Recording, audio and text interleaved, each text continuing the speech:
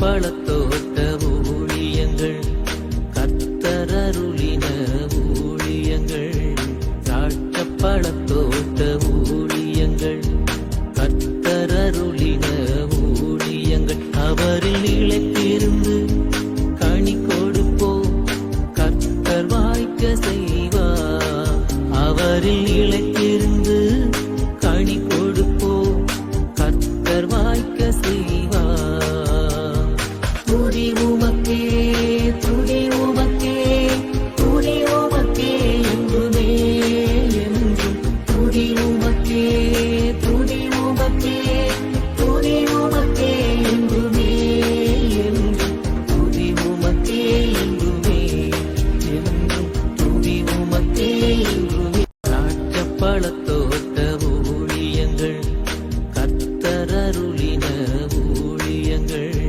திராட்சை பழத்தோட்ட ஊழியங்கள் கர்த்தரருளின ஊழியங்கள் அவரில் நிலைத்திருந்து கனி கொடுப்போம் கர்த்தர் வாய்க்க செய்வார் அவரில் நிலைத்திருந்து கனி கொடுப்போம் கர்த்தர் வாய்க்க செய்வார் துதி உமக்கே துதி உமக்கே துதி உமக்கே என்றுமே என்றும் துதி உமக்கே துதி உமக்கே துதி உமக்கே என்றுமே என்றும் துதி உமக்கே என்றுமே என்றும் துதி உமக்கே என்றுமே. சிறியவனை பொழுதிலிருந்தும் எளியவனை குப்பையிலிருந்தும் எடுத்து உயர்த்தி ராஜாக்களோடும் பிரபுக்களோடும் பந்திருக்கச் செய்கிற அருமை ஆண்டவர் இயேசு கிறிஸ்துவின் இனிதான நாமத்தினாலே இந்த சத்தத்தை கேட்கின்ற அனைத்து தேவனுடைய பிள்ளைகளுக்கும் என்னுடைய அன்பான வாழ்த்துக்கள். நீங்கள் கோடா கோடியை பெருகுவீர்களாக, உங்களுடைய பிள்ளைகள் கோடா கோடியை பெருகுவார்களாக என்று வாழ்த்துகின்றேன், ஆசீர்வதிக்கின்றேன். பிரித்துக்குரியவர்களே, இந்த நாளிலே உங்களை சந்திப்பதில் அதிக சந்தோஷம். இந்த நாளிலே சில அறிவிப்புகளை உங்களுக்கு நான் கொடுக்க விரும்புகிறேன். இந்த வாரம் சனிக்கிழமை சென்னையில் வைத்து நம்முடைய விடுதல் கூட்டம் நடைபெறும். பல்லாவரம் ரயில்வே ஸ்டேஷன் உங்களுக்கு தெரியும்ல, அங்கே வந்து அங்கேருந்து நீங்கள் பம்மல் மெயின் ரோட்டுக்கு ஷேர் ஆட்டோவில் வாங்க. முத்தமிழ் நகர் பஸ் ஸ்டாப்பில் சியோன் காம்ப்ளெக்ஸ் வரும். உள்ளே வந்தீங்கன்னா தூணாக இருக்கும், பின்னால் லிஃப்ட் இருக்கும். 4வது மாடிக்கு ஏறி வாருங்கள், அங்கே வைத்து கூட்டங்கள் நடைபெறும். சென்ற மாதம் கண்மணி சாலமன் அவர்கள் தன் குடும்பத்தின் சார்பாக விருந்தளித்தார்கள். இந்த மாதம் சகோதரர் மங்கள்ராஜ் அவர்கள் தன் குடும்பத்தின் சார்பாக கூட்டம் முடிந்தவுடனே எல்லாருக்கும் விருந்தளிக்கிறாங்க. கர்த்தர் அந்த பிள்ளைகளை ஆசீர்வதிப்பாராக. மிக்க நன்றி.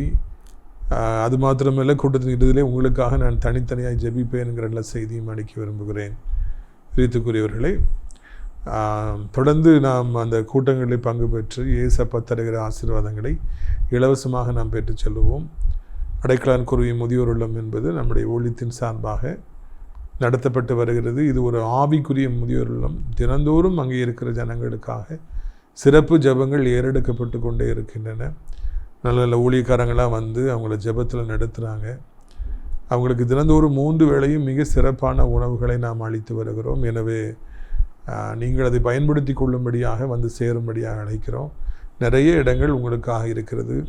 நல்ல பெரிய இடம், காற்றோட்டமாக இருக்கும், வாக்கிங் போகலாம். தேவனுடைய மாளிகைக்குள்ளே சென்று எப்பொழுதுனாலும் ஜெபிக்கலாம். எனவே இதை பயன்படுத்தி கொள்ளுங்கள். நமது ஊழியத்தை சார்ந்த அநேக குடும்பங்கள் உண்டு. அவர்களுக்கு நாம் உதவி செய்ய வேண்டும் என்று ஆசைப்படுகிறோம். திருமணமாகி சில காலத்திலேயே அந்த திருமணங்கள் மிகவும் துரதிர்ஷ்டவசமாக உடைந்து போய்விட்டன. இப்பொழுது அவர்கள் சட்டப்பூர்வமாக அந்த பிரிவை பெற்றுவிட்டார்கள். அவர்களுக்கு நல்ல மணமக்கள் தேவை. முதலாவதாக நான் ஏற்கனவே பல நாட்களை அறிவித்து வருகிறேன். பாட்டி பேத்தி, அந்த முதல்ல இருக்கிற 2 பேரும் பாட்டியும் அம்மாவும் இனி ரொம்ப நல்லா கவனிக்கிறவங்க, நேசிக்கிறவங்க, போகும்போதெல்லாம் நல்ல உணவை கொடுத்து உபசரிக்கிறவர்கள். அவருடைய பேத்திக்கு இப்பொழுது 27 வயதாகிறது. நல்ல பிஇ படிச்சிருக்கிறார், நல்ல வேலையில் இருக்கிற பிள்ளை. அவளுக்கு நல்ல ஜெபிக்கிற, வேலை பார்க்கிற நல்ல மணமகன் தேவை. 2வதாக அதே கன்னியாகுமரி மாவட்டத்தில் தம்பி இருக்கிறாங்க, 37 வயதாகிறது. அவருடைய அக்கா ஒரு பெரிய கம்பெனி வச்சுருக்கிறாங்க, அதில் 100 பேர்கிட்ட வேலை பார்க்குறாங்க. இவருக்கு 40,000 ரூபா சம்பளம். குடும்பத்தை கவனிக்க நல்ல ஏற்ற ஒரு மணமகள் தேவை. 3வதாக திருச்சியில் எண்ணெய் கடை வச்சுருக்காங்க, சிட்டிக்குள்ளே வச்சுருக்கிறாங்க. நல்ல குடும்பம். மூத்த மகனுக்கு இப்பொழுது 30 வயதாகிறது. அப்பாவோட சேர்ந்து அந்த ஆயில் பிஸ்னஸை கவனிக்கிறாங்க. தம்பி சென்னையில் வேலை பார்க்குறாரு, அவருடைய தம்பி. இப்போ மூத்த மகனுக்கு தான் நம்ம பெண்ணு பார்க்குறோம். நல்ல ஜெபிக்கிற குடும்பத்துக்கு ஏற்ற குணசாலியான மணமகள் தேவை என்பதை அறிவிக்க விரும்புகிறேன்.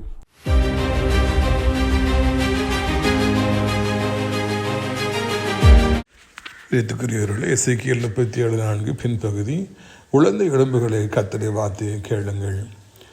இந்த சம்பவம் உங்களுக்கு தெரிந்திருக்கும் அல்லவா? ஆண்டவர் ஒரு நாளில் தன்னுடைய தீர்க்கதரிசியாக எசேக்கியேலை ஒரு பள்ளத்தாக்கு வழியாக நடத்தி செல்கிறார். பல நூற்றாண்டுகளுக்கு முன்பு மரித்து போன இராணுவ வீரர்களுடைய எலும்புகள் அங்கே உலர்ந்து போய் கிடக்கின்றன, பிரயோஜனமற்று கிடக்கின்றன, கேட்பாரற்று கிடக்கின்றன. அந்த எலும்புகள் உயிரடையும்படியாக ஆண்டவர் விரும்பினார். எசேக்கியா தீர்க்கதரிசியின் மூலமாக அப்படியே செய்தார் என்று நாம் காண்கின்றோம். இன்றைக்கு உங்களுடைய அவயங்களில் அநேக பகுதிகள் உலர்ந்து போயிருக்கலாம், கெட்டு போயிருக்கலாம். டாக்டர்ஸ் நீ ஒன்றுமே செய்ய முடியாதுன்னு சொல்லலாம். உங்களுடைய அழகை நீங்கள் இழந்திருக்கலாம். உங்களுடைய பிஸ்னஸ் இன்றைக்கு வறண்டு போய் உலர்ந்து போய் எலும்பு கூட காட்சி அளிக்கலாம். குடும்ப பெருமை, ஊழிய பெருமை எல்லாத்தையும் நீங்கள் இழந்து போயிருக்கலாம்.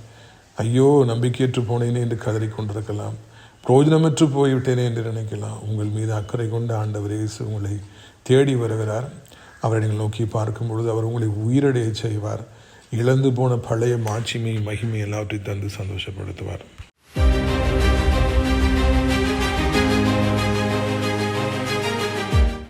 பிரியத்துக்குரியவர்கள், இந்த நாளிலும் கூட அப்போஸ்தலர் 27வது அதிகாரம் 20வது வசனம் முதல், அநேக நாளாய் சூரியனாவது நட்சத்திரங்களாவது காணப்படாமல் மிகுந்த பெருங்காற்று மழையும் அடித்து கொண்டிருந்தபடியினால் இனி தப்பி பிழைப்போம் என்னும் நம்பிக்கை முழுமையும் அற்று போயிற்று. பார்த்தீங்களா? அநேக நாள் அவர்கள் போஜனம் பண்ணாமல் இருந்த பொழுது, இந்த இடத்துல நம்ம பார்க்குறோம், அப்போஸ்தலனாகிய பவுலும் அவரோடு கூட அநேகர், நூற்றுக்கு அதிபதி, அநேக கைதிகள் மற்றும் அநேக கப்பல் பிரயாணிகள் எல்லாம் கப்பலில் போகிறாங்க. பவுல் அப்போஸ்தலன் கொடுத்த ஆவிக்குரிய ஆலோசனையை அவர்கள் மீறினபடியினாலே மிகப்பெரிய சேதாரம் வருகிறது. கப்பல் புயலிலே மாட்டி கொள்ளுகிறது. யூரோக்களித்தான் எனப்பட்ட புயலிலே ரொம்ப நாட்களாக சூரியனும் காணப்படவில்லையா, நட்சத்திரங்களும் காணப்படவில்லையா, சந்திரனும் காணப்படவில்லையா. இருட்டிலே அவர்கள் கப்பலில் இருக்கிறாங்க, இருட்டுக்குள்ளே இருக்கிறாங்க. புயல் அடித்து கொண்டே இருக்கிறது, காற்று வீசிக்கொண்டே இருக்கிறது, மழை பெய்து கொண்டே இருக்கிறது.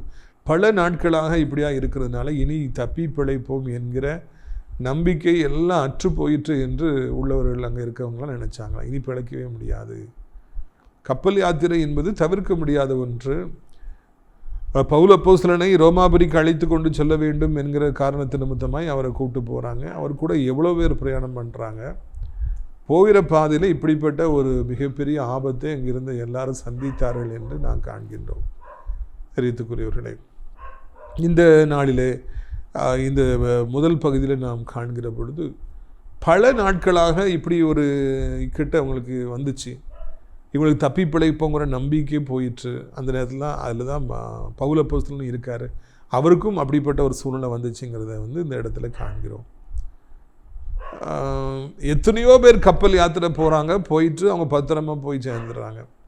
எவ்வளோ பேர் ஃப்ளைட்டில் போகிறாங்க, போய் பத்திரமா சேர்ந்துறாங்க. ஒரு சிலருக்கு தான் ஆபத்து வருகிறது.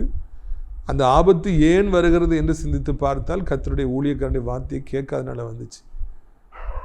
அந்த ஒரு ஆலோசனையை கேட்டிருந்தா இவங்களுக்கு இவ்வளோ பெரிய வேதனை வந்திருக்கா.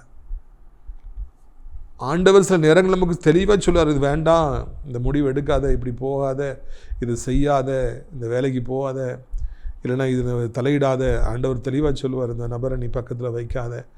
ஆண்டுடைய ஆலோசனைக்கு நம்ம செவி கொடுக்காமல் போகும் பொழுது மிகப்பெரிய ஆபத்துகள் நம்முடைய வாழ்க்கையில் வர வாய்ப்பு இருக்கிறது. அதற்கு நாமே இடம் கொடுத்து விட வேண்டாம். தேவனுடைய பிள்ளைகளாக நம்ம இருக்கிறதுனால அவர் சரியான ஆலோசனைகளை சொல்லுவார். வேண்டாம் வேண்டாம் பாரு, நமக்கு உள்ளத்தில் அலாரம் அடிக்கும், வேண்டாம் இது வேண்டாம் அப்படின்னு சொல்லி அடிக்கும். அதுக்கு நம்ம செவி கொடுத்துட்டோன்னு நம்ம தப்பிடுவோம். இதயத்தை கடினப்படுத்தினால் மிகப்பெரிய ஆபத்து வந்துவிடும். ஒரு விசை என்னை அழைத்து கொண்டு ஒரு குடும்பத்தார் ஒரு மாப்பிள்ளை பார்ப்பதற்காக அழைத்து கொண்டு போனார்கள். நாங்கள் போனால் எல்லாருக்கும் பிடிச்சிருந்தது. எல்லாமே நல்லதாக இருக்குது. பணக்கார குடும்பம், நல்ல வேலை எல்லாம் இருந்தது. நான் என் உள்ளத்தில் ஒரு அலாரம், வேண்டாம் அப்படிங்கிற மாதிரி எனக்கு ஒரு ஃபீலிங். நான் அந்த குடும்பத்தில் சொன்னேன், வேண்டாம் இந்த மாப்பிள்ளை வேண்டாம், வேறு ஏதாவது பார்ப்போம். அப்போ அவங்களுக்கு அது அதிர்ச்சியாக இருந்தால் கூட சரி பாஸ்டர் சொல்கிறாரு வேண்டான்னு விட்டாங்க. அதனால் அந்த குடும்பத்தாருக்கு வருத்தம் கூட வந்துச்சு. ஆனால் பிறகு பாருங்கள், பிற்பாடு தான் தெரிந்தது மாப்பிள்ளை ஒரு பெரிய குடிகாரனாக இருந்தார். தகப்பன் குடிகாரனாக இருந்தார். வெளியே ஆவிக்குரிய பிள்ளைகளை தோற்றம் அளித்தார்கள். ஆனால் பக்கத்தில் போய் பார்த்தா குடிகாரர்களாக இருந்தாங்க. அந்த கல்யாணம் மாத்திரம் நடந்திருந்தால் அந்த பிள்ளையுடைய வாழ்க்கையை சீரழிந்து போயிருக்கும். இப்பொழுது அந்த பிள்ளைக்கு நல்ல ஆவிக்குரிய மாப்பிள்ளை கட்டி சந்தோஷமாக இருக்காங்க. ஆனால் அந்த இரவில் எனக்கு ஒரு விதமான ஒரு ஃபீலிங் வந்தது, அலையன்ஸ் வேண்டாம், இது சரியில்லை, ஏதோ ஒரு தவறு இருக்குங்கிற ஆண்டவர் உள்ளத்தில் பேசினார். அதை போய் சொன்ன உடனே அவங்களும் கீழ்ப்பிடிஞ்சாங்க. அதனால் மிகப்பெரிய சேதாரங்கள்லேருந்து தப்பு வைக்கப்பட்டாங்க. கர்த்தர் நம்மகிட்ட பேசுவார், நம்ம உள்ளத்தில் ஒரு சமான குறைச்சலை கொடுப்பார், வேண்டாங்கிற மாதிரி உணர்வை கொடுப்பார், நம்ம காதுகளில் பேசுவார், வசனங்களை கொடுப்பார். அப்போ நம்ம பின்வாங்கிடணும். சில அடையாளங்களை காண்பிப்பார், நம்ம அப்போ பின்வாங்கிடணும். நம்ம உள்ளத்தை கடிதப்படுத்தி பரவாயில்லை பார்த்து கொள்ளலாம் என்று சொல்லி உள்ளே போவோம் என்றால், நம்முடைய மாம்சிகத்திலே நாம் முடிவெடுப்பவர்களாக இருப்போம் என்றால், இந்த கப்பல் கேப்டனை போல ஊழியக்காரர்களை நம்புவதை விட அனுபவமுடையவர்களை நாம் நம்புவோம் என்றால், உலகத்தின் ஆலோசனை நம்ம கேட்போம்னா, நண்பர்களின் ஆலோசனையை கேட்போம், நாசமாக போயிடும். சாலமோன் ராஜா எவ்வளோ பெரிய ஞானி, அவருடைய மகன், அவருக்கு பிறந்த பிள்ளை எவ்வளோ புத்திசாலியாக இருந்திருக்கணும். முட்டாளாக இருந்து நண்பருடைய ஆலோசனையை கேட்டதுனால 10 கோத்திரத்தை அவர் இழந்து போனான். பேச்சு கேட்கக்கூடாத பேச்சை கேட்டதுனால எவ்வளோ பேர் எவ்வளவோ வாழ்க்கையில் அழிவை கண்டாங்க. கெட்டகுமாரன் நண்பருடைய பேச்சை கேட்டதுனால அவர் சொத்துக்கள்லாம் பிரித்து வாங்கி அதை விற்று தவிட்டு விலைக்கு விற்றுட்டு வெளிநாட்டுக்கு போய் எல்லாத்தையும் இழந்து பண்ணி மேய்க்கிற அளவுக்கு ஒரு பரிதாபமான வேலைக்கு போனார். அதுக்கும் சாப்பாடு கூட, அந்த பண்ணி சாப்பிட்ற சாப்பாடு கூட கிடைக்கல. காரணம் என்ன? நண்பர்களுடைய ஆலோசனைக்கு செவி கொடுத்ததுனால. வா போவோம்னு சொல்லி அவங்க என்ஜாய் பண்ணணுங்கிறக்க இவடைய வாழ்க்கையை சீரழிச்சாங்க. வாலிபனே, வாலிப மகளே, கேட்கக்கூடாத பேச்செல்லாம் கேட்காத, சொல்கிறவங்க இருந்து தவறாக சொல்லுவாங்க. கர்த்தருடைய ஆலோசனை கீழ்ப்படிவோம், ஊழியக்காருடைய ஆலோசனை கீழ்ப்படிவோம். அப்பொழுதுதான் நம்முடைய வாழ்க்கையிலே நாம் தப்ப முடியும் என்பதை மறந்து விடவே கூடாது. ஆண்டவருடைய பிள்ளைகளுடைய வார்த்தையை கேட்காதனால தான் சூரியனையும் பார்க்க முடியல, சந்திரனையும் பார்க்க முடியல, கும்மிருட்டு, மழை பெஞ்சிக்கிட்டே இருக்குது, ஒன்று காற்று வீசிக்கிட்டே இருக்குது. நினச்சி பார்த்தீங்கன்னா அது ஒரு பயங்கரமான ஒரு மரண இருள் அவங்களை சூழ்ந்துக்குள்ள. சாத்தான் அப்படி பலத்தோடு வந்து அடிக்கிறான். தப்பி பிழைப்போங்கிற நம்பிக்கையே இல்லைங்கிற ஒரு நிலைமையில் தான் இந்த மெசேஜை ஆரம்பிக்குது.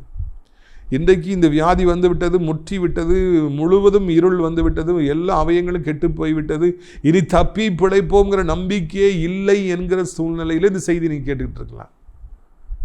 வியாதி எல்லா இடத்துலையும் பரவிருச்சு, இல்லைன்னா இந்த ஆக்சிடென்ட் ஆகிடுச்சு, இப்படி ஆகி ஒரு நிலைமை வந்துருச்சு, இனி உயிர் பிழைக்க மாட்டாங்க, இந்த கடைசி கட்டம் வந்தாச்சு, இனி தப்பி பிழைப்போங்கிற நம்பிக்கையே இல்லை, என் பிள்ளை பிழைப்பான்கிற நம்பிக்கையே இல்லை, என் கணவன் பிழைப்பான்கிற நம்பிக்கையே இல்லை, என் அப்பா பிழைப்பாருங்கிற நம்பிக்கையே இல்லை என்கிற அளவிற்கு இன்றைக்கு ஒரு பயங்கரமான சூழ்நிலையில் இருக்கலாம். இதே மாதிரி ஒரு நிலைமையில தான் நிறைய நூற்றுக்கணக்கான மக்கள் இருந்தாங்க. பவுல் அப்போஸ்தலனும் இருந்தார். அவருக்கும் தப்பி பிழைப்போங்கிற நம்பிக்கை இல்லாமல் போயிற்று. மரணம் பக்கத்தில் வந்து விட்டது, நம்பிக்கையே இல்லை. அந்த இடத்தில் தான் ஆண்டவர் இப்பொழுது உங்களிடத்தில் பேசுகிறார். இந்த ஊழியம் சாதாரணமான ஊழியம் கிடையாது. ஏதோ ஆண்டவர் சொன்னார் அதனால செய்வோம், இல்லைன்னா டெய்லி ஏதோ செய்தி கொடுக்கணும் அதனால கொடுப்போம், அதனாலலாம் ஊழியம் செய்ய வரலங்க. ஆண்டவர் என்ன சொல்லுகிறாரோ அந்த சத்தத்தை கேட்டு மாத்திரம்தான் நம்ம செய்திகளை கொடுக்குறோம். இன்றைக்கு உங்கள் வீட்டில் யாரோ ஒருவருக்கு தப்பி பிழைப்போங்கிற நம்பிக்கையே இல்லாமல் இருக்கலாம், இனி உயிர் பிழைக்கவே முடியாது என்கிற ஒரு சூழ்நிலை செய்தி கேட்டுட்டு இருக்கலாம். உங்களோடு தான் ஆண்டவர் பேசுகிறாரு, உங்களோடு தான் ஆண்டவர் பேசுகிறாரு. அப்பொழுது பவுல் அப்போஸ்தலன் என்ன சொல்கிறார் பாருங்க. பவுல் அவர்கள் நடுவில் நின்று, மனுஷரை, இந்த வருத்தமும் சேதமும் வராதபடிக்கு என் சொல்லை கேட்டு கிரேத்தா தீவை விட்டு புறப்படாமல் இருக்க வேண்டியதாக இருந்தது. ஆகிலும் திடமனதாக இருங்கள் என்று இப்பொழுது உங்களுக்கு தைரியம் சொல்லுகிறேன். கப்பற் சேதமே இல்லாமல் உங்களை ஒருவனுக்கும் பிராணம் சேதம் வராது. அப்போ அவர் எந்திரிச்சு பேசுகிறார். எல்லாரும் சோகமாக இருக்காங்க, உட்காந்துருக்காங்க. சாவு போகிறமே, பொண்டாட்டி பிள்ளைகள் இருக்குது, ஐயா அம்மா அப்பா இருக்காங்களே, என்ன செய்வோம்? அந்த மரண துக்கத்தினால சாப்பிடவே இல்லையா. துக்கம்லாம் வந்துச்சுன்னா நான் நல்லா சாப்பிடுவேன். ஒரு விஷயம் கை உடஞ்சி போச்சுன்னு சொல்லி அது சரியாக கட்டாமல் அப்புறம் 40 நாள் போய் திசைவலை பக்கத்தில் செம்பொன் வேலை உடச்சி அனஸ்தீசியா கொடுக்காமல் உடச்சி வேதனையோடு வரும்போது புரோட்டா கட்டில் வாசம் அடிச்சுது. நிப்பாட்டுற வண்டின்னு சொல்லி நிப்பாட்டி நல்லா புரோட்டா, சுக்கா, ஆம்லேட்லாம் சாப்பிட்டு வந்து எப்போல்லாம் கவலை வருதோ அப்போல்லாம் நல்லா சாப்பிட்றது என் வழக்கம். ஆனால் ரொம்ப துக்கமாகிடுச்சுன்னா சாப்பிட மனசு வராது. சாவு போகிறோன்னு வந்த பிறகு எங்கே சாப்பாடு எடுக்க போகுது? எல்லோரும் சாப்பிடாம உட்காந்துருக்காங்களாம். சாப்பிடவே முடியாத அளவுக்கு துக்கம் மேற்கொள்ளுன்னா அது ரொம்ப பெரிய துக்கம். அதுதான் இங்கே பார்க்குறோம். கொஞ்சம் துக்கம் அப்படின்னா மக்கள் நிறைய போய் சாப்பிட்றது. இந்த மாதிரி ஆட்கள்லாம் நிறைய பேர் துக்கம் வந்தாலே சாப்பிட மாட்டாங்க. அது அவங்கள குறை சொல்கிறதுக்கு இல்லை, ஆனால் அது ரொம்ப கேடு. ஒருத்தருமே சாப்பிடல, எல்லாரும் சாப்பிட போகிறோம், இனி எதுக்கு சாப்பாடுன்னு சொல்லி ரொம்ப வருத்தமாக இருக்காங்க. அந்த நேரத்தில் இவர் எஞ்சின்னு சொல்கிறாரு, நான் அன்னைக்கே சொன்னேன்ல, என் வார்த்தை நீ கேட்டிருந்தீங்கன்னா எவ்வளோ சேதனம் வந்திருக்குமா. சரி பரவாயில்ல, இனி அதை பற்றி வருத்தப்பட்டு ஒன்றும் அப்புறம் நமக்கு பொருள் சேதம் வரும், ஆனால் உயிர் சேதம் யாருக்கும் வராது, கவலைப்படாதீங்க, நம்ம இல்லை யாருமே சாக மாட்டோம். அவர் அங்கே அஸ்யூரன்ஸ் கொடுக்குறார். நம்பிக்கையற்ற சூழ்நிலையிலே ஆண்டவர் தன்னுடைய ஊழியக்காரன் மூலமாக அவர்களுக்கு நம்பிக்கை ஊட்டுகின்ற வார்த்தைகளை அவர் அங்கே கொடுக்கின்றார். இன்றைக்கு இந்த செய்தியை ஆண்டவர் உங்களுக்கு தந்து இந்த ஊழியக்காரன் மூலமாய் உங்களுக்கு ஒரு நம்பிக்கையை தருகிறார். உங்கள் வீட்டிலே பிராணம் சேதம் வராது, உயிர் போகாது, உங்கள் வீட்டில் இருக்கிறவங்களுக்கு உயிர் போகாது.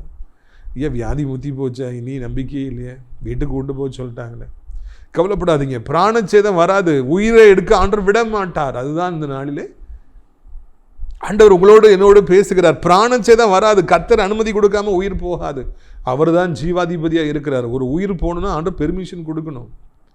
பவுல் அப்போஸ்தலன் கூட இருக்கிற அத்தனை பேருக்கு அவர் சொல்கிறாரு, ஒருத்தருக்கும் பிராணச்சேதம் வராது, ஒருத்தரும் சாக மாட்டீங்க, பயப்படாதீங்க. செத்துருவோம் தானே சாப்பிடாமல் இருக்கீங்க, அதனால் பயப்படாதீங்க, ஒருத்தருக்கும் உயிர் போகாது. இதை கேட்டுக்கொண்டிருக்கிற அத்தனை வீடுகளிலும் நான் கர்த்தருடைய நாமத்தின் சார்பாக சொல்கிறேன், பிராணச்சேதம் வராது, உயிர் சேதம் வராது, பயப்படாதீங்க. செத்து போயிருவோமோ, என் பிள்ளை செத்து போயிருமோன்னு பயந்து நடுங்கிட்டு இருக்கீங்களா, உயிரை எடுக்க ஆண்டவர் விட மாட்டார். ஜீவாதிபதியாக ஆண்டவர் உங்களுக்காக ஏற்கனவே தன் ஜீவனை தந்து உங்களை மீட்டெடுத்து விட்டார். அதனால் இனி உயிர் போக விட மாட்டார், பயப்படாதீங்க, உயிர் சேதம் வராது. அப்படி அவர் சொல்லிட்டு அவர் என்ன சொல்கிறாரு பாருங்க. ஏனென்றால் 23, என்னை ஆட்கொண்டவரும் நான் சேவிக்கிறவருமான தேவனுடைய தூதனானவர் இந்த ராத்திரியில் என்னிடத்தில் வந்து நின்று, பவுலே பயப்படாது, நீ ராயனுக்கு முன்பாக நிற்க வேண்டும், இதோ உன்னுடைய கூட யாத்திரை பண்ணுகிற யாவரையும் தேவன் உனக்கு தயவு பண்ணினார் என்றார். மொத்தம் 276 பேர் இருக்காங்க போட்டில், கப்பலில் 276 பேர் செத்து போயிடுவோன்னு சொல்லி சோகமாக கண்ணத்தில் கை வச்சுட்டு உட்காந்துருக்காங்க. என்னெல்லாமோ பண்ணலான்னு நினச்சேன், நல்ல காரியம்லாம் பண்ணலான்னு நினச்சேன், இப்படி போயிடுச்சு, இப்படி சாக வேண்டிய சூழ்நிலை வந்துட்டு என்ன பண்ணேன். இன்னும் ஒரு சில ஐயோ சாவ போகிறேனே நடந்துருப்பாங்க, பாவம் இல்லையா. அந்த நேரத்தில் பவுல் அப்போஸ்தலன் சொல்கிறாரு, 276 பேருக்கு அவர் சொல்கிறார், கவலைப்படாதீங்க, என்னை ஆட்கொண்டவரும் நான் சேவிக்கிறவருமான என் ஆண்டவர் என்னை சந்தித்து இந்த ராத்திரியில் சந்தித்தார். அவர் என்னை ஆட்கொண்டிருக்கிறார், நான் அவரை சேவிக்கிறேன். இந்த இருளின் மத்தியிலும், மரண இருளின் மத்தியிலும், இந்த புயல் காற்றின் மத்தியிலும், இந்த நட்சத்திரங்களும் சூரியங்களும் தோன்றாமல் இருக்கிற கும்மிருட்டின் மத்தியிலும் நான் ஆராதிக்கிறவரும் என்னை ஆட்கொண்டவருமான என் ஆண்டவர் இயேசு எனக்கு முன்பாக வந்து தோன்றி, எவ்வளவு ஒரு நெருக்கத்தின் மத்தியிலும் அவருடைய ஜெப வாழ்க்கை தடைப்படலை. அப்போஸ்தலனாகிய பவுல் மரணத்தை குறித்து அஞ்சாதபடிக்கு விண்ணப்பிக்கிறவராக, ஜெபிக்கிறவராக, ஆண்டவரோடு இடைப்படுகிறவராக இருந்தார். எல்லாரும் அழுது கொண்டிருக்கிற பொழுது அவருக்கும் ஆண்டவருக்கும் இடையில் நெட்வொர்க் இருந்துகிட்டே இருந்துச்சு. அவர் ஜெபிச்சுக்கிட்டே இருந்தார், நம்பிக்கை இழக்காமலே இருந்தார். அதுதான் ஊழியக்காரன். எல்லாரும் அழுதுறாங்க, சாப்பிடாம உட்கார்ந்துருக்காங்க. இவர் எதை குறித்து கவலைப்படாமல் ஆண்டவரை, அவர் ஆட்கொண்டிருக்கிற ஆண்டவர்கிட்ட அவர் ஆராதிக்கிற செய்கிறார், ஜெபிக்கிறார். உடனே அவர் வாரார்.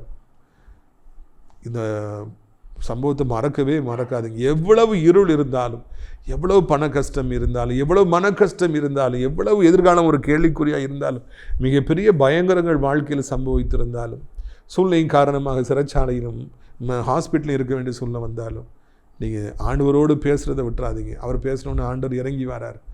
இறங்கி வந்து ஆண்டவர் வந்து பவுல் அப்போஸ்தலன்ட்ட என்ன பேசுகிறாரு பாருங்க.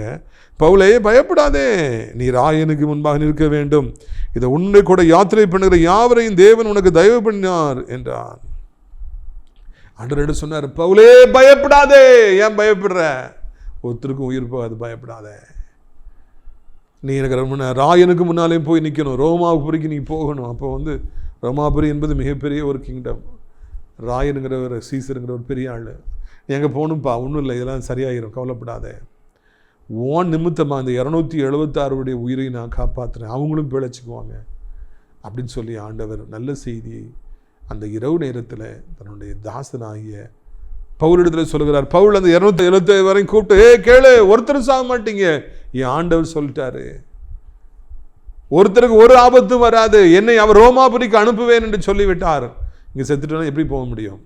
ஆனால் எல்லா எலும்புங்க சாப்பிடுங்க அப்படின்னு சொல்லிட்டு அவர் உற்சாகப்படுத்தினாரா. ஒரு தனி மனிதனுக்காக 276 பேர்களுடைய ஜீவன் அங்கு பாதுகாக்கப்படுவதாக வாக்குறுதி அளிக்கப்படுகிறது. It is promised. It is promised. Promise is always A promise. ஆண்டவர் சொன்னார்னா அதுக்கு பிறகு கவலைப்படுங்கிற அவசியமே இல்லை. அவர் சொன்னது அப்படியே நடந்தே தீரும். அனைத்து மக்களுக்கும் அங்கே ஜீவன் கொடுக்கின்றார். அதில் கப்பல் கேப்டன் இருக்கார், நூற்றுக்கு அதிபதி இருக்கார், இராணுவ வீரர்கள் இருக்காங்க, கைதிகள், கொலைகாரர்களும் கொள்ளைக்காரர் இருக்காங்க, எல்லாருக்கும் பேசஞ்சர்ஸ் இருக்கிறாங்க, எல்லாருக்கும் தயவு கிடைத்தது. கொலைகாரர்களுக்கும் கொள்ளைக்காரர்களுக்கும் கூட தயவு கிடைத்தது. ஏன் தெரியுமா? அவர்கள் பவுல் அப்போஸ்தலனோடு கூட இருந்தார்கள். தேவனுடைய பிள்ளைகளோடு கூட இருந்தான். வாழ்க்கையில் எவ்வளோ ஆசீர்வாதம். உங்கள் ஃப்ரெண்டு யார்? எனக்கு அந்த மினிஸ்டர் ஃப்ரெண்டு இல்லை, இந்த பணக்காரர் எனக்கு போனவொன்னே வந்துடுவார்ல. நமக்கு உலகத்து மக்களை தான் பெருசாக ஃப்ரெண்டாக சொல்கிறோம். அந்த ஊழியக்காரர் எனக்கு ஃப்ரெண்டு, அந்த பிரபலமான ஊழியக்காரர் என் ஃப்ரெண்டு, அந்த சாதாரணமான ஊழியக்காரர் கூட என் ஃப்ரெண்டு தான், ரொம்ப தோழர்கள் அப்படின்னு நம்ம சொன்னோன்னா அவங்க கூட இருப்போம், அவங்களுக்கு காணிக்கை கொடுப்போம், நேசிப்போம்னா மிகப்பெரிய ஆபத்துகள்லேருந்து நாம் தப்பிக்கப்படலாம். உடனே அவர் என்ன செய்கிறார் பாருங்க, 25 ஆகியால் ஆனபடி இந்த மனுஷன் திடமனதாக இருங்கள், எனக்கு சொல்லப்பட்ட பிரகாரமாகவே நடக்கும் என்று தேவனிடத்தில் நம்பிக்கையாக இருக்கிறேன்.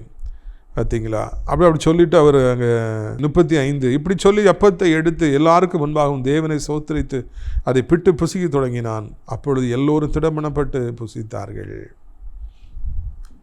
இப்படி எல்லாருக்கும் நல்ல ஒரு பிரசங்கம் பண்ணிவிட்டு அவர் எல்லாருக்கும் மத்தியில் அப்பத்தை பிச்சு நல்லா சாப்பிட ஆரம்பிக்கிறார். 14 நாட்களாக சாப்பிடலை, 14 days நல்லா சாப்பிட்றார். பரோட்டா சால்னா வச்சுருந்தாரான்னு சொல்லி தெரியல, நல்லா ஊற்றி நல்லா அடிக்கார். எல்லோரும் மத்தியிலேயே கவலைப்படாதீங்க, எல்லோரும் இன்றைக்கி நைட் தான் இதான் கடைசி, நம்ம நாளைக்கு காலையிலுக்குள்ள எல்லாம் செட்டில் ஆயிடுவோம், தப்பி போயிடுவோம், எல்லாத்தையும் ஆண்டவர் பாதுகாப்பார். உங்கள் அதில் ஒரு வசனத்தை மாத்திரம் வாஸ்தை நல்லா இருக்குன்னு பார்க்குறேன். முந்தின வசனத்தில் பாருங்கள், உங்கள் தலையிலேருந்து ஒரு மயிரும் விழாது என்றார், ஒரு முடி கூட கீழே விழாது. இன்றைக்கி அதான் ஆண்டவர் உங்களுக்கு சொல்கிறாருங்க. ஆண்டு அனுமதி இல்லாமல் ஒருத்தரும் நம்ம கை போட முடியாது, எந்த பிசாசு நம்மளை ஒன்றும் செய்ய முடியாது. உங்கள் தலையிலேருந்து ஒரு முடி கூட விழாது என்று ஆண்டவர் சொல்கிறார். ஏற்கனவே விழுந்துருச்சா, மறுபடியும் முளைக்க செய்வாருங்க, கவலைப்படாதீங்க. ஆண்டவர் பாருங்கள், அந்த வார்த்தைகள் மூலமாக பவுல் அப்போஸ்தலன் மூலமாக அந்த 276 பேரையும் தேற்றுகிறார். எல்லாத்துக்கும் மேலே ஒரு முன்மாதிரியாக இருந்து அந்த பிச்சு போட்டு அப்படி டக்குன்னு சாப்பிட்றாரு. சாப்பிட்ட உடனே எல்லாரும் பார்க்குறாங்க, அப்படியா ஆண்டவர்கிட்ட பேசிட்டாராமே. அவங்களாம் கர்த்தரை அறியாத பிள்ளைங்க, கொலைகாரர்கள், கொள்ளைக்காரர்கள், நூற்றுக்கு அதிபதி, இராணுவ வீரர்கள், எல்லாரும் அவங்களும் சாப்பிட ஆரம்பிக்கிறாங்க. கப்பலோன்னு ஒரே சந்தோஷம். இன்னும் சிச்சுவேஷன் மாறலை, ஆனால் அதுக்குள்ளே விசுவாசத்தினால எல்லோரும் ஹாப்பி ஆகிறாங்க, எல்லோரும் சாப்பிட்டாங்களாம். ஒரு மனிதனுடைய விசுவாசம், ஒரு மனிதனுடைய பிரசங்கம் 276 பேருடைய உள்ளத்தை தொடுகிறது. எல்லாரும் சேர்ந்து சாப்பிட்றாங்க, எல்லாரும் மன மகிழ்ச்சியாக இருக்கிறாங்க, மிகப்பெரிய மகிழ்ச்சியில் எல்லோரும் சாப்பிட்றாங்க. மறுநாள் அதே போல் ஒரு தீவில் போய் விழுறாங்க.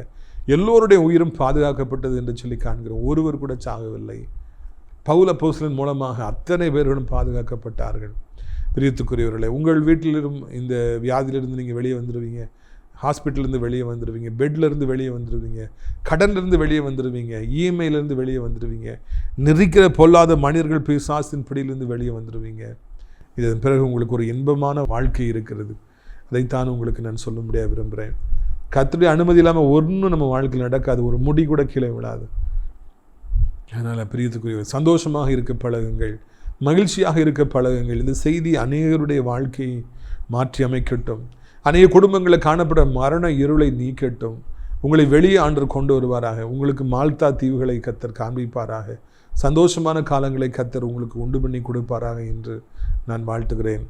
இப்படியாக பவுல் அப்போஸ்தலன் குடும்பத்தை பாதுகாத்த கர்த்தர் உங்களுடைய குடும்பத்தையும் அவர் பாதுகாத்து, உங்களோடு இருப்பவர்களையும் பாதுகாத்து, உங்களை பத்திரமாய் கரை சேர ஆண்டவர் உதவி செய்வாராக என்று வாழ்த்துகிறேன். உங்களுடைய ஆசீர்வாதங்களுக்காக நான் ஜெபிக்கட்டுமா? கண்களை மூடுவீர்களா? அப்பா பிதாவே, இந்த அருமையான நாளுக்காக நன்றி. இந்த நாளுக்காக சோத்திரம் கர்த்தாவே, உமக்கு சோத்திரம் ஐயா. எத்தனையோ பிள்ளைகள் இன்றைக்கு ஆண்டவரை சூரியனையும் நட்சத்திரத்தையும் காணாதபடிக்கு உள்ளேயே இருக்கிறாங்க. இனி தப்பி பிழைப்போமாங்கிற நம்பிக்கை இல்லாமல் இருக்கிறாங்கப்பா. நீங்கள் தான் அவர்களுக்கு உதவி செய்ய வேண்டும், நீங்கள் தான் அவர்களை பலப்படுத்த வேண்டும், நீங்கள் தான் அவர்களை ஸ்திரப்படுத்த வேண்டும் ஐயா. இயேசுவின் ரத்தம் ஜெயம், இயேசுவின் ரத்தம் ஜெயம். இருள் நீங்கட்டும் ஆண்டவரே. பிராணச்சேதம் வராதபடி பாதுகாப்பீராக. செத்து போயிருவோமோ, பிள்ளை செத்து போயிருமோ, என் கணவர் செத்து போயிடுவார், டேடி செத்து போயிடுவாங்களோ, கண்ணீரோடு இருக்கிற பிள்ளைகளுக்கு மனம் இறங்கும் ராஜா. பிராணச்சேதம் வராதபடி பாதுகாப்பீராக. உங்கள் தலையிலுள்ள மயிரெல்லாம் எண்ணப்பட்டுக்கிறதுன்னு சொல்லி எங்களை உற்சாகப்படுத்திருக்கீங்க. நன்றியப்பா. தலைமுடி இழந்து போனேன்னு சொன்னவங்களுக்கு தலைமுடியை திரும்ப தாருங்க ஆண்டவரை. தோத்துறையா, வியாதிப்பட்டுக்கிற பிள்ளைகள் இப்பொழுது எழும்பட்டும், புண்கள் மறையட்டும், கட்டிகள் மறையட்டும், வேதனைகள் மறையட்டும், செயல்படாத அவயங்கள் செயல்படட்டும், படுத்து படுக்கையாக இருக்கிறவங்க எந்திரிச்சு நடக்கட்டும், மறுபடி வேலைக்கு போகட்டும், சம்பாதிக்கட்டும், படிக்கட்டும், குடும்பத்தை தூக்கி சுமக்கட்டும். அவர்களை யாரும் சுமக்க வேண்டாம், எவரையும் தூக்கி சுமக்க வேண்டிய நிலைமையில் குடும்பத்தில் யாருமே இருக்கக்கூடாது. கர்த்தர் மனமிறங்கி அவர்களை வாழ வைக்க வேண்டும் என்று சொல்லி கெஞ்சுகிறோம். ஆண்டவரே, அப்பத்தை தண்ணீர் ஆசிரியத்து வியாதியை விளக்கிடுங்க, சந்தோஷமாக பிள்ளைகள் வாழட்டும். ஆண்டவருடைய நாமத்தினாலே ஆண்டவர் வயதானவர்களை விழுந்து விடாதபடி இரத்த கோட்டைக்குள்ளே மறைத்துக் கொள்ளுங்க. எலும்புகள் முறிந்து விடாதபடி காத்துக்கொள்ளுங்க. ஐசு காலங்களும் கிருபையும் பலனும் பெருக வேண்டும் என்று சொல்லி கெஞ்சி மன்றாடுகிறோம். ஆண்டவரை, பண நெருக்கடியில் இருக்கிற பிள்ளைகளுக்கு ஐசோத்திரம். நான் பல வருஷமாச்சியா எனக்கு 100 ரூபாயை பார்த்து, ஒரு 1000 ரூபாயை பார்த்து, 1 லட்ச ரூபாயை பார்த்து, ஒரு 10 லட்ச ரூபா எனக்கு வருமானம் வந்து எத்தனையோ வருஷம் ஆயிடுச்சியா அப்படின்னு சொல்கிறவங்க எத்தனையோ பேர் இருக்காங்க ராஜா. நீங்கள் தான் அவர்களுக்கு மனம் இறங்கணும். ஆண்டவரே, அவர்களுக்கு வருமானங்களை காணப்படணும். சூரியனை நட்சத்திரத்தை மறுபடியும் கொண்டு வரணும். சந்திரனை கொண்டு வரணும். இருள், வறுமை எனப்பட்ட இருள் நீங்கணும். லட்சங்களும் கோடிகளும் அவர்களுக்கு வருவதாக. ஆண்டவரே, அந்த இருளை கொண்டு சாத்தான் ஓடி போவானாக என்று சொல்லி கெஞ்சுகிறோம். இரக்கத்தில் ஐஸ்வரியமுடைய தேவனே, வாலிபத்தின் பிள்ளைகள் வாலிபத்தின் பாவத்தில் போதையில் இருளில் இருக்கிறாங்க. ஆண்டவரே, காதல் என்னும் போதையில் இருளுக்குள்ளே இருக்கிறாங்க. மொபைல் ஃபோனு, பைக்கில் வேகமாக போகிறாங்க. தகப்பனே, மரணத்தை சந்தித்து விடாதபடி இந்த இருளிலிருந்து அவர்களை வெளியே கொண்டு வர வேண்டும் என்று கெஞ்சுகிறோம். கொடூரமான விபத்தில் சிக்கி தவித்து படுத்த படுக்கையாக இருக்கிற வாலிபர்களுக்கு எப்படியாவது மனமிறங்கி மறுபடியும் நடக்க வைத்திரலும். சிறைச்சாலையில் இருக்கிற அன்பர்களை சந்தியும். அவர் ரட்சிக்கப்பட்டு நல்ல பிள்ளைகளாய் திரும்பி வெளியே வர உதவி செய்யும். தற்கொலை எண்ணங்கள், கொலை செய்ய வேண்டுகிற எண்ணங்கள், பழி வாங்க வேண்டுகிற எண்ணங்கள்லாம் போகட்டும். வரும் காலங்கள் இன்பமாக இருக்கும்படியை செய்யும். கர்த்தாவே, ஏசப்பா ஸ்தோத்திரம். உலகம் இருக்கிற அத்தனை நாடுகளையும், இந்த தாய் திருநாட்டையும் ஆசீர்வதிங்க. ஆண்டவர், அனைத்து மக்களையும் ஆசீர்வதிங்க. நீண்ட காலமாய் காத்திருக்கிற பிள்ளைகளுக்கு அதிசயங்களையும் அற்புதங்களையும் செய்து சந்தோஷப்படுத்துங்கப்பா. ஏசப்பா, அனைத்து தேவனுடைய பிள்ளைகளையும் ஊழியக்காரர்களையும் ஆசீர்வதிங்க. நாசரேத் திராட்சைப்பழத்தோட்ட ஊழியங்களை நேசிக்கிற, நாள்தோறும் நம்முடைய நிகழ்ச்சிகளை பார்க்கிற, அறிமுகப்படுத்துகிற நிறைய பிள்ளைகள் உண்டு. ஜெபத்தினான காணிக்கையெல்லாம் தாங்கிற நல்ல உள்ளங்கள் உண்டு. அவருடைய அளவில்லாமல் ஆசீர்வதிங்க. முக்கியமாக ராஜா தகப்பனை, அடைக்கலான் குறி முயலிடத்தில் சேருவதற்கு அநேக இடங்கள் உண்டு. அநேக பிள்ளைகளை அழைத்து கொண்டு வாருங்க. இந்த நிகழ்ச்சியை பார்த்த ஒவ்வொருவருக்கும் ஆண்டவரை ஒரு அற்புதத்தை செய்யுங்க. மரண கண்ணிகள் திரித்து போகட்டும். மரண இருள் நீங்கட்டும். அதிசயங்களை காணும் தைரியப்படுத்தும். ஏசப்பா மூலமே ஜெபிக்கிறோம் நல்ல பிதாவே, ஆமென். என் ஆத்துமாவை கர்த்தரை சோத்திரி, என் முழு உள்ளமே அவருடைய பரிசுத்த நாமத்தை சோத்திரி. என் ஆத்துமாவை கர்த்தரை சோத்திரி, அவர் செய்த சகல உபகாரங்களையும் ஒருபொழுதும் மறவாதே. ஆமென். கர்த்தராகிய இயேசு கிறிஸ்துவின் கிருபையும், பிதாவாகிய தேவனுடைய அன்பும், பரிசுத்தாவிடைய அந்யோன்யமில்லாத பிரசன்னம் உங்கள் அனைவரோடு என்றைக்கும் சதா காலங்களில் நிலைத்திருப்பதாக. அல்லேலூயா. God bless you. Amen.